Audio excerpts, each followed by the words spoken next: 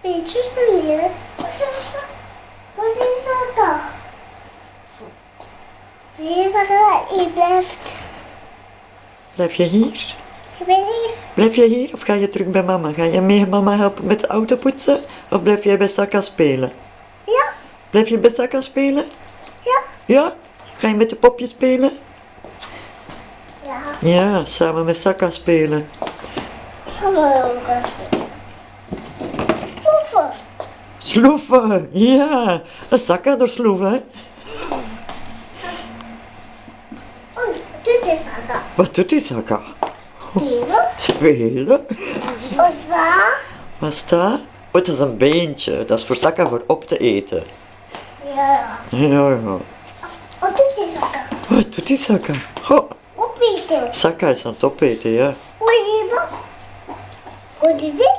Dat is een kerstmuis. Muis. De kerstmuis. Wat doet die? Wat doet hij? Ai. Ai, Luca. Dat is niet Luca, hè? Dat is Saka. Luca is boven.